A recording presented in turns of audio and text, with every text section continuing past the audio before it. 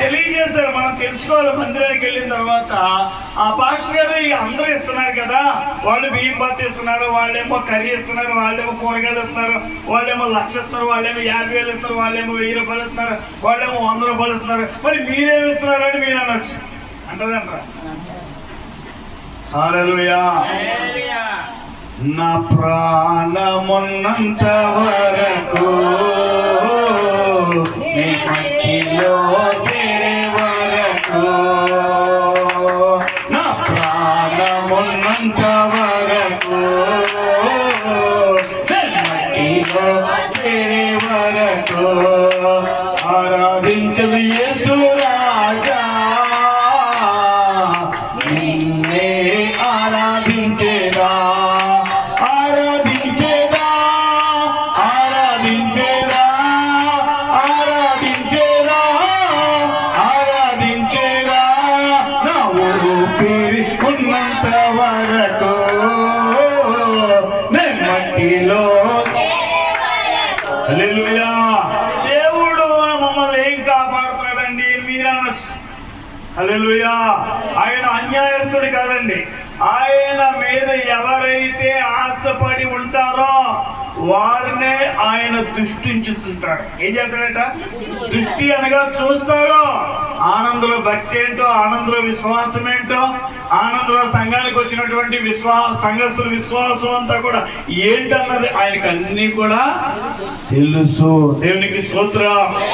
ఆయనకి మరుగైనది ఏమీ కూడా లేదండి. అయితే మనము దేవుడి మీద ఆధారపడ్డామా, మనుషుల మీద ఆధారపడ్డామా, అది కూడా దేవుడికి తెలుసు. నేను దినాన్ని దగ్గర 45-55 అంటే ఆ వయసులో ఉన్న వాళ్ళు రాత్రికి 12 గంటలకి వాళ్ళకి చలి దడ ఊపిరి అందుతలేదు. ఏమంతలేదు? ఆ టైంకి ఫోన్లు వచ్చాయి. ఆల్రెడీ ఎలా ఉందంటే చలి వేస్తుంది, దడ వచ్చేస్తుంది. ఆ వయసులో మరి వాళ్ళకి ఆక్సిజన్ అందక వెంటనే హాస్పిటల్కి వస్తే ఒకళ్ళేమో హౌసింగ్ బోర్డు నుంచి వచ్చారు, ఒకటేమో ఇక్కడి నుంచి రామకృష్ణ థియేటర్ ఆ రోడ్లోంచి ఒకటి. అంటే ఇద్దరు కూడా ఆ టైంకి ఏమవుతుందంటే వాళ్ళకి వయసు 45-55 ఆ మధ్యలో ఉంటుంది కాబట్టి వాళ్ళకి ఊపిరి అందుతుంది. దేవునికి స్తోత్రం. హల్లెలూయా. వాళ్ళు ఇప్పుడు మందిరానికి వెళ్ళాలన్నా వాళ్ళకి ఏమీ లేదు. డాక్టర్ గారు చెప్పేశారు 3 రోజులు మీరు హాస్పిటల్లో ఉండవలసిందే.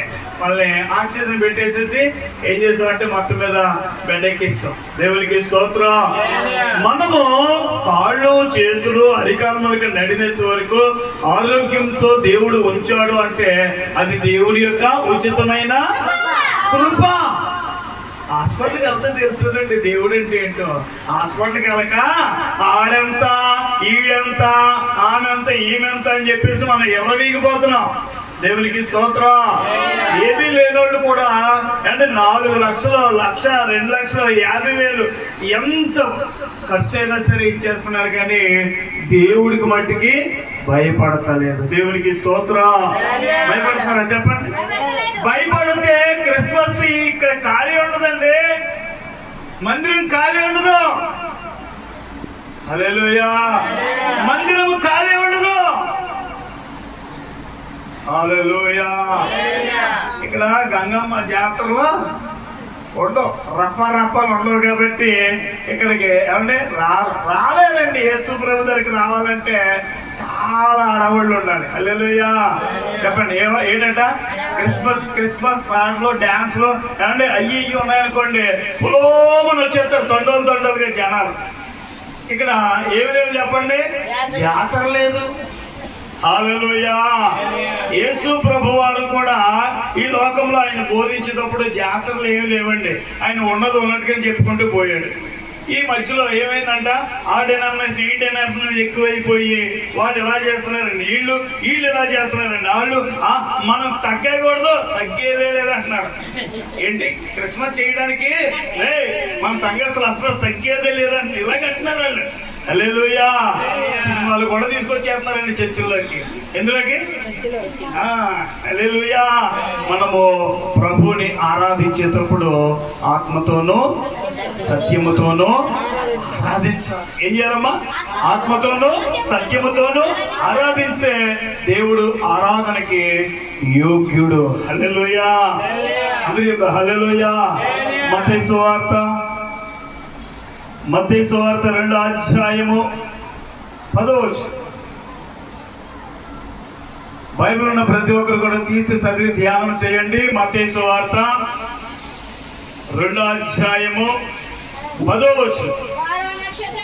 వారు ఆ నక్షత్రమును చూసి అత్యానందభరితులై ఇంట్లోనికి వచ్చి తల్లి అయిన మరియను ఆ శిశువును చూసి సాగిలపడి ఆయనను పూజించి తమ పెట్టెలను విప్పి బంగారమును సాంబ్రాణి ప్రాణముగా కానుకలుగా ఆయనకు సమర్పించిరి.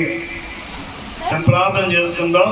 ప్రార్థన. మహాగణుడును ప్రియా పరలోకమందున మా తండ్రి, వాక్యం ధరగా బిడ్డలతో నాతో మాట్లాడి బలపరచమని క్రీస్తు నామములో వేడుకొనుచున్నాము తండ్రి.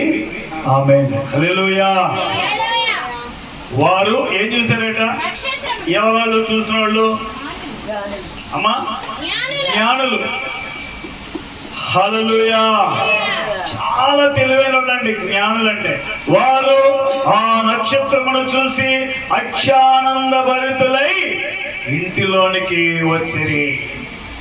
నక్షత్రాన్ని చూడగానే ఏం పుట్టిందంట వాళ్ళకి? ఆనందం అండి.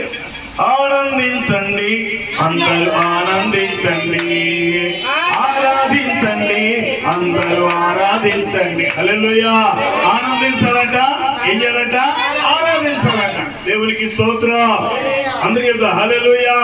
ఈరోజు చాలా మంది ఏం చేస్తారు చెప్పండి? తలారా స్నానం చేసి అండి చక్కని పట్టు వస్త్రాలని, చక్కని పండగ బట్టలని, అది మగోళ్ళైనా ఆడోళ్ళైనా సరే కనీసం ఏమీ లేకపోతే ఉతికిన బట్టలని వేసుకొని ఏం చేస్తారంటే దేవుని యొక్క సన్నిధికి వెళతారు. దేవునికి స్తోత్రం. ఎందుకు వెళ్తారంటే ఆత్మతోనూ సత్యముతోనూ ఆరాధించడానికి. దేవునికి స్తోత్రం. అందరి యొక్క హల్లెలూయా. వారు ఆ నక్షత్రమును చూసి ఏం చూడాలి చెప్పండి? ఇంటి మీద ఉన్న నక్షత్రమా? బట్టల కొట్టులో కూడా నక్షత్రాలు పెట్టేస్తున్నారు ఏమండి. ఇంకా అనేక రకాల షాపుల దగ్గర కూడా ఏం పెడతారు చెప్పండి? నక్షత్రాలు పెట్టేస్తున్నారు. వారు ఆ నక్షత్రమును చూసి అత్యానంద భరితులై ఇంటిలోనికి వచ్చి తల్లి అయిన మరియను ఆ శిశువును చూసి సాగిలపడిరి. దేవునికి స్తోత్రం. యేసు ప్రభువాన్ని చూడగానే ఆ జ్ఞానులకి ఏమనిపించిందంట? లోక రక్షకుడు పుట్టాడు అని తెలుసుకొని సాగిలపడి ఏం పడ్డారట? సాగిలపడి. మనమైతే ఏం చేస్తాం? మోకరిస్తున్నాం, లేకపోతే నిలువునా, అంటే కూర్చోనో, లేకపోతే నుంచోనో ప్రార్థన చేసుకుంటున్నాం. ఇక్కడ జ్ఞానులు ఏం చేశారట? సాగిలపడి నమస్కారం చేసి ఆయనను పూజించేది. దేవునికి స్తోత్రం. ఇంకేం చేశారట? తమ పెట్టెలను విప్పి ఏమి విప్పారట? హల్లెలూయా. ఏమి విప్పాలి? పెట్లు ఇప్పాలి. పెట్లు అంటే హృదయం అనే పెట్టి. దేవునికి స్తోత్రం. డబ్బు అయితే అందరి దగ్గర ఉందండి, ఎవరి దగ్గర లేదని చెప్పండి.